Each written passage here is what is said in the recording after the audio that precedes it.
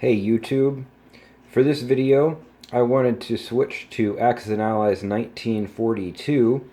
Now in anticipation of some of the big conventions this summer, or the Origins Game Fair in June, and then the bigger Gen Con in Indianapolis in August, there has been some online conversation in some online forums about how this game, 1942, might be adjusted to make it more balanced. And I feel like this is a conversation that has been going on for some time, but I bring it up now because the group that traditionally has organized the tournaments at Origins and Gen Con has kind of offered this up to Larry Harris on his forum, not to be confused with AxisandAllies.org, basically outlining here some things that we've seen through our playing, through different tournaments that we've hosted about balancing. Is there something you can do about it without completely upsetting, the game itself? Because you don't want to be in a situation where you you give more than you need to the weaker side, and now they're overpowered, and then you have to strengthen the side that was originally stronger that now is at a disadvantage so you never end up having a balance. One quick fun fact about Indianapolis, actually, which is where Gen Con is. I ran a half marathon there a couple weeks ago called the Indy Mini. If you are in any way a runner, I definitely recommend it. It was pretty much my first half marathon, and I was thinking about it today because today I went out for my first run since then. So that's let's see, that was kind of towards the beginning of May, and it definitely showed.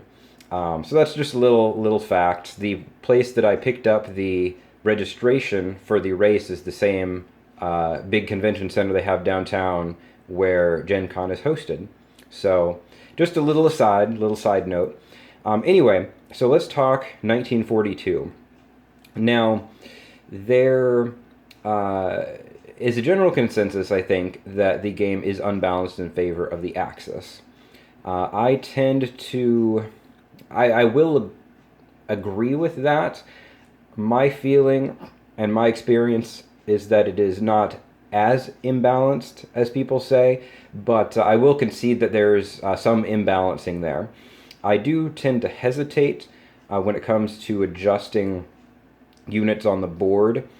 Call me a traditionalist, a conservative, whatever you like in that regard. I think that should be a last resort after a number of playthroughs and switching up the team, so it's not just, well, one side happens to be better, they're better at strategic thinking, and they just happen to play the Axis 2 or 3 games in a row. But there comes a certain point where it's like, okay, well, let's talk about what can be fixed. And there are a couple items that are proposed, Larry Harris's list, that I can get behind. The two of them are England is going to get an extra 2 infantry in India. So I don't see any issue with this. It's not something that's suddenly going to open the floodgates and England's going to, burn through here and start beating up on Japan. And it isn't something that's going to make India this impenetrable wall unless England continues to spend there. But it will slow Japan down a turn or two. And I think that's okay, given how quickly Japan could potentially march this way and how quickly Germany could march in from the other side. So I think an extra 2 infantry here, it's like, okay, no big deal. I'm with you on that. All of the other changes were on the kind of the Europe side of the board, if you want to think of it that way. So the other one that I agree with is England getting an extra destroyer up here. So this is going to do 2 things. The first one is that it makes a German a German sub-assault on Sea Zone 10 to kill what had just been a destroyer and a transport. And by taking out the transport, now units from Canada can't easily get across. England has to build transports, then come over here, pick them up, then come back over here. It takes forever. So Now that move is pretty much off the table for Germany, which is fine, and it also is an extra destroyer. Well, really, two extra destroyers because they're not going to lose the one, and now they have an extra one to come over here, take out the remaining German navy on England's turn one, and have a slightly stronger surface fleet so as to uh, either make Germany think twice about attacking it, or if your surface fleet, or if they do attack it, take extra casualties. And I know that's something that England has struggled with in this game. So that's something that I can get behind. Protect this transport, give him an extra destroyer. Okay, I'm fine. And if you're thinking about bids, the destroyer is what, 8, and the 2 infantry are 3 apiece. So you're up to a bid of 14.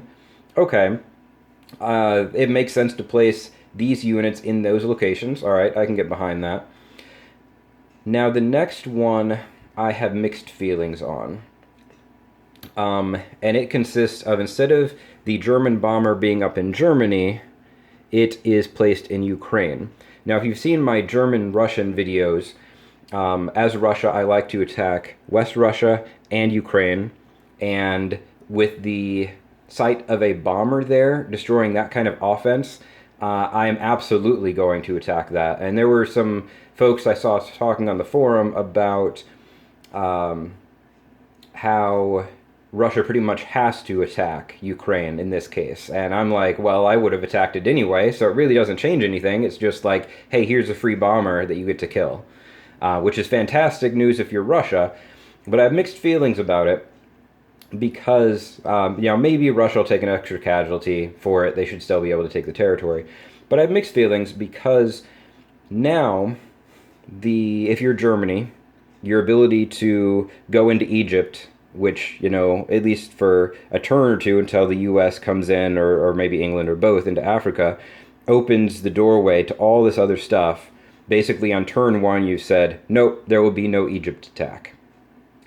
And let's say you didn't want to go after Egypt, but you definitely want to help clear out the British Navy.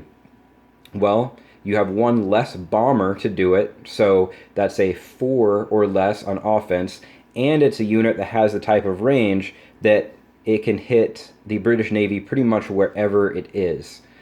Your fighters can't necessarily do that. You have to be much more careful about positioning when it comes to fighters. Now, obviously, if your bomber's way over on one side and the British Navy's way over somewhere else, like polar opposites maybe, you can't do it with the bomber. I'd have to count out spaces, but unless everything's against you position-wise, you can pretty much hit the British Navy with that bomber. And now that's completely off the table. Right at the same time that we've strengthened the British Navy. So if you want to count the full value of that and basically say it's a lost unit, that's a 12 production. So that would put the bid at 26. Minus 12 for Germany. If you want to say, well, the Russians might take an extra casualty, let's only count it as half, you're still up to a bid of 20 at this point, which is pretty darn high. And so that makes me hesitant.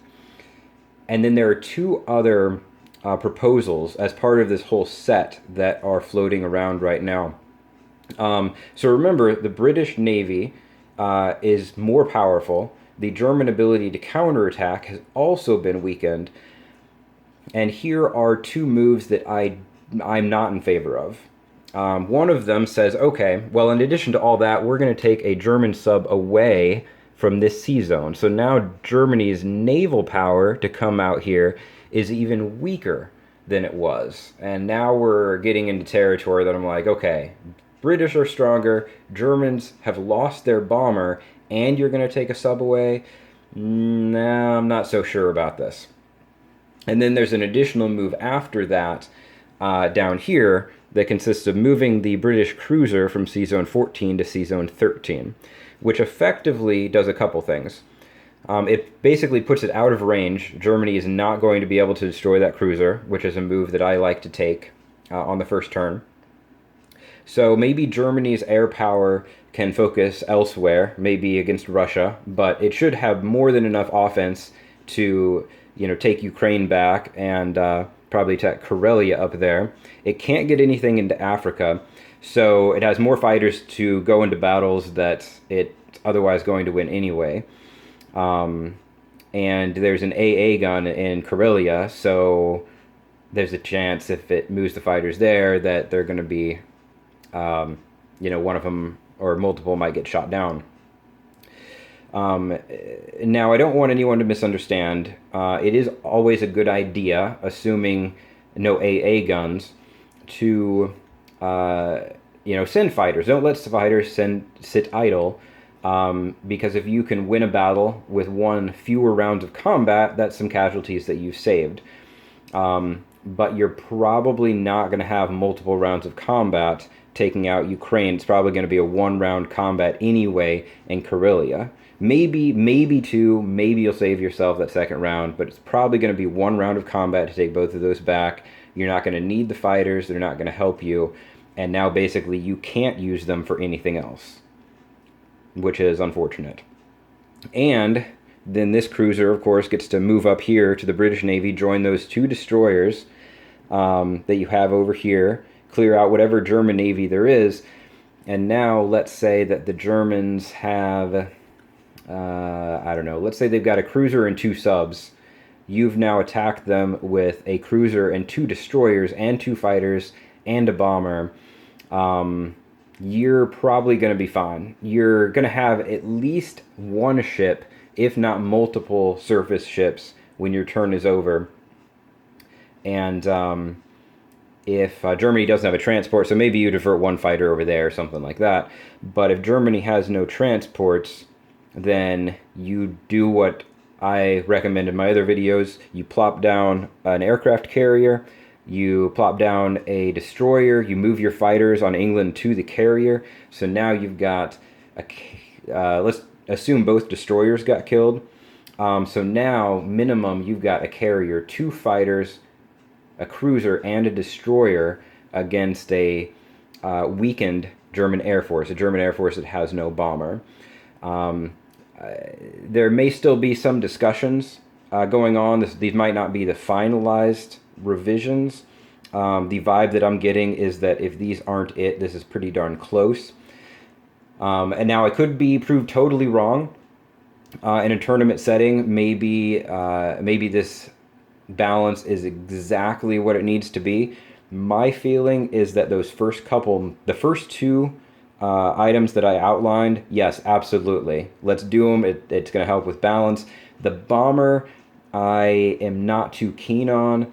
And then the other two pieces of it, I'm really just not a fan of that, in addition to these other things. Now, if it were just those two things on their own, or maybe those two things and the infantry in India, I think that'd be okay. But then, add in all of these things holistically.